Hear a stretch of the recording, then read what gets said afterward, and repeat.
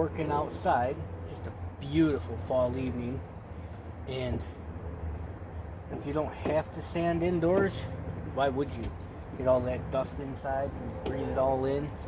But I'm starting out with a 180. Tonight I'm reshaping the neck a little bit. Not even a lot, but it's a little bit more D-shaped than I would like.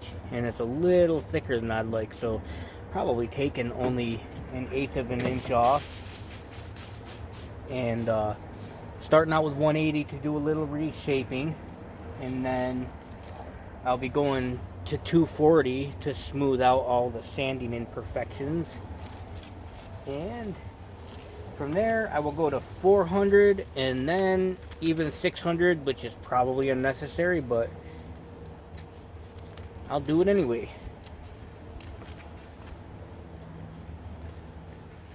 It's really a nice neck. The fingerboard is good.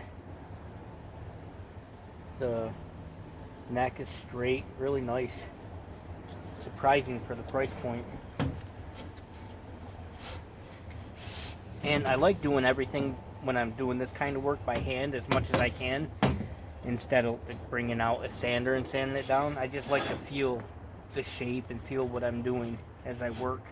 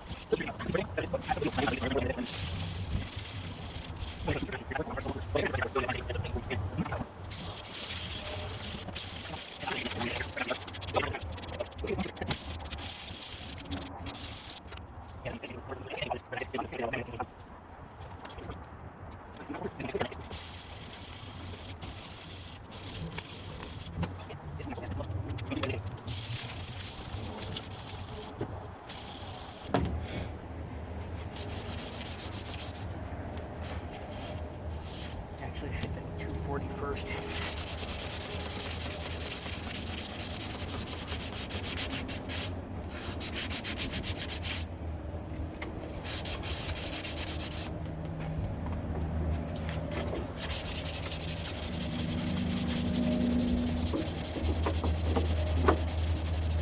Bye, Larry.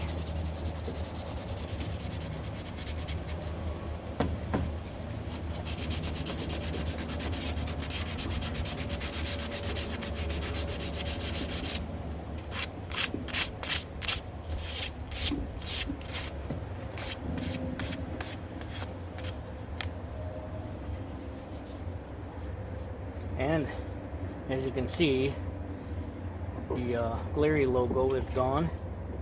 That does not take much effort to get rid of the logos.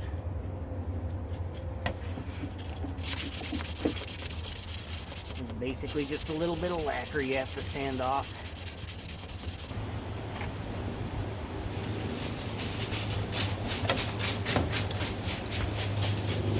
Well, I'm going to grab a towel, a couple towels, wipe it off, and hit it with 600 and wipe it off again. Okay, one thing that I am going to do is take a damp towel, get it a bit wet, and then squeeze the water out. Keep it just a little bit damp.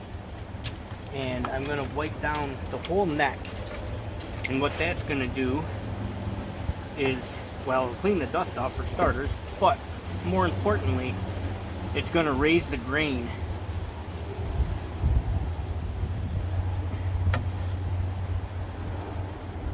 And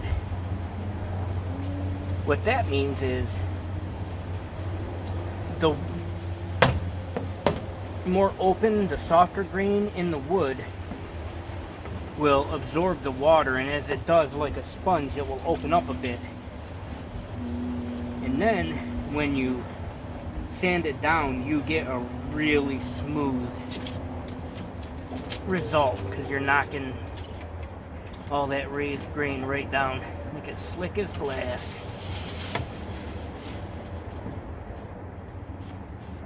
I'm gonna bring it.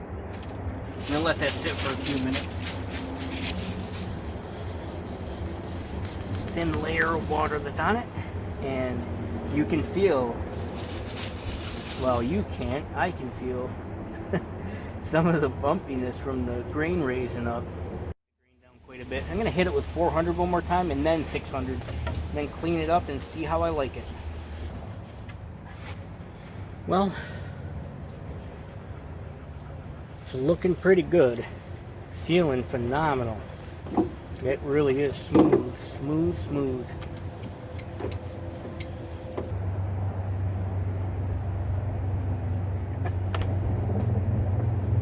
Can't remember what it's called. I don't know if you can read that. Guitar neck straightness check tool. That can't be what it's called.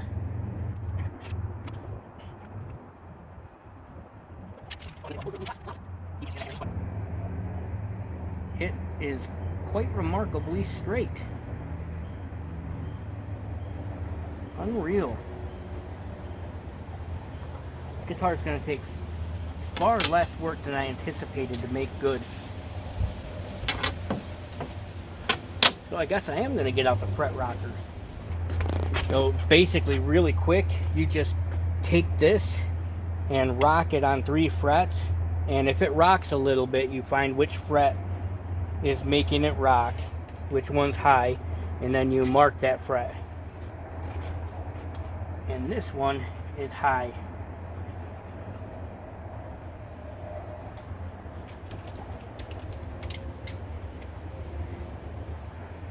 And then you just draw a line on it with a marker on top of the fret, and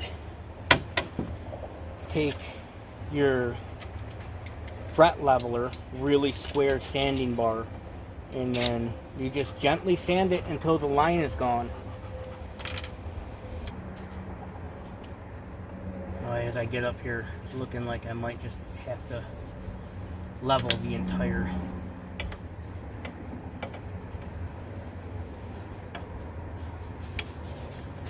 Yep, I'm just going to have to level all the frets first, and after that, I'll have to recrown them all. Some more work. I was hoping I could just get away with doing like 3 or 4 frets, but I've now got 3 in a row and 4 in a row, counting the next one.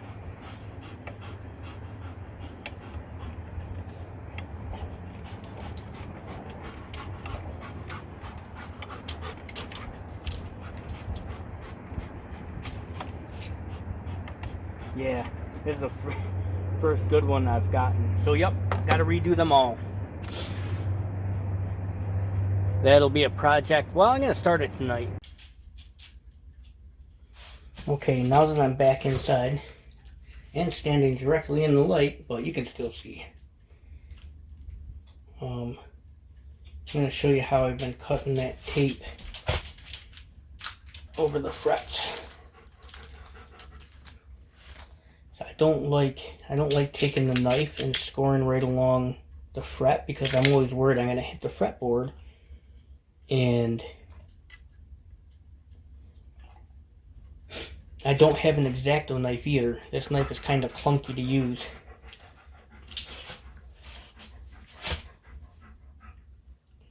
So what I'm doing is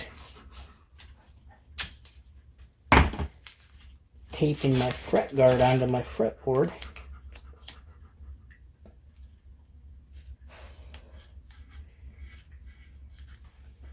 And then I think you'll be able to see that on camera. There's a little, well, you can definitely feel it even better than you can see it. But you can feel where the fret is, and you can feel where the fret guard is. And then you just cut right along the fret.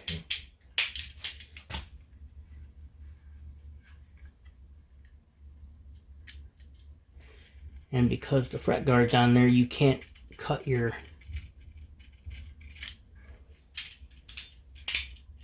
fretboard, which is nice. You don't want to be scoring your fretboard up with a razor.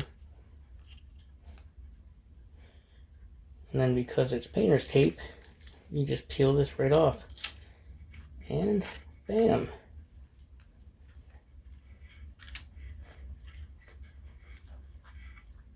That was my worst cut so far, but still, it works.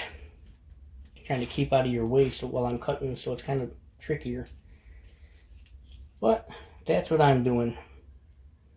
And that way I'm protecting my fretboard from my clumsiness.